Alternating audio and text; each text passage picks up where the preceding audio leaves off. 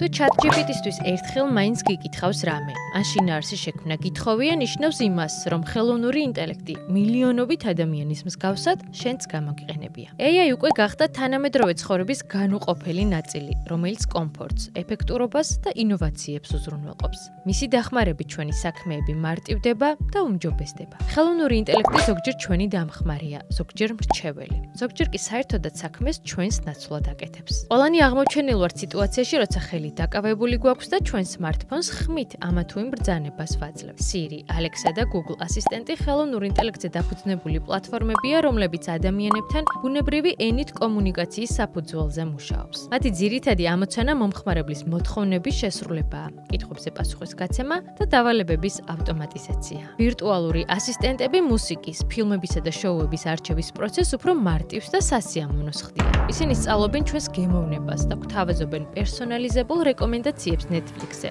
Spotify-ზე თუ YouTube-ზე. დღევანდელ დაკავებულ დროში შესაძლოა საშინაო საქმეებიც ხელოვნურმა ინტელექტმა გაინაწილოს. ჭკვიანი სახლის მოწყობილობები არის ტექნოლოგია, რომელიც დაკავშირებულია ინტერნეტთან და ვირტუალურ ასისტენტებთან, რათა მართოს ჩვენი სახლი უფრო კომფორტულად, უსაფრთხოდ და ენერგოეფექტურად. ჭკვიანი განათება, ჭკვიანი თერმოსტატები, უსაფრთხოების სისტემები, ჭკვიანი გასაღებები და ჩამკეტები, წყლის სისტემები, მოკლედ, შეგვიძლია სახლში თითქმის ყველაფერი ჭკვიანი გქონდეს და პროცესები ავტომატურად შესრულდეს. ერთ-ერთი ყველაზე მოწინავე სფერო, რომელიც იყენებს ხელოვნური ინტელექტის სერვისებს, ელექტრონული კომერციაა. მათი სიმბიოზი კარგია ბიზნესის განვითარებისთვისაც და მოსახერხებელია მომხმარებლისთვისაც, რადგან ელექტრონული ვაჭრობისას პერსონალიზებული რეკომენდაციები და საყიდლების მორგებული შეთავაზებები გზამკვლევის როლს ასრულებს სივრცეში, სადაც უამრავი პროდუქტია. გარდა ამისა, AI chatbot-ები მომხმარებელთან კავშირზე 24/7 არიან და მხარდაჭერის საკმაოდ კარგ სტანდარტს ქმნიან. ხელოვნური ინტელექტის დახმარებით შეგვიძლია ყოველდღიურად ვაკონტროლოთ ჩვენი ჯანმრთელობის ძირითადი პარამეტრებიც.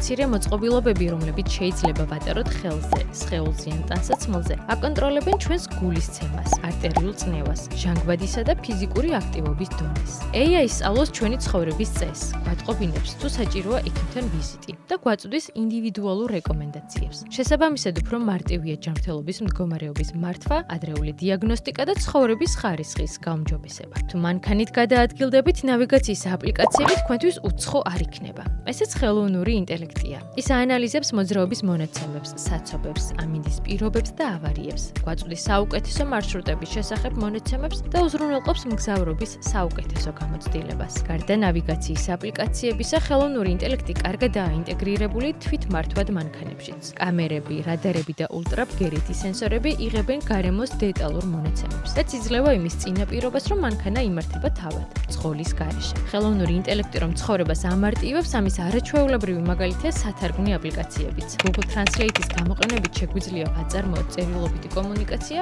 რამდენიმე ათეულ ენაზე. განათლების სფეროში ხელოვნური ინტელექტი ხელს უწყობს ინდივიდუალური სასწავლო პროგრამების შექმნას, რომლებიც თითოეული მოსწავლის უნარებსა და საჭიროებაზეა მორგებული. AI ასევე აქტიურად გამოიყენება მედია და კრეატიულ ინდუსტრიებშიც. ის ქმნის რეალისტურ სურათებს, ვიდეოებსა და მუსიკას, რაც არტისტებსა და კინემატოგრაფებს ახალი იდეების განხორციელებაში ეხმარება. და ბოლოს, თანამედროვე ეპოქაში რთულია დაგეგმო კარიერული განვითარება ყველაზე ცოტა გენერაციული AI-ის ცოდნის გარეშე. ამასთან, მნიშვნელოვანია გვესმოდეს ისიც, რომ ჩვენზეა დამოკიდებული როგორ ავუწყობთ ფეხს ტექნოლოგიას, რომელიც მუდმივად ვითარდება.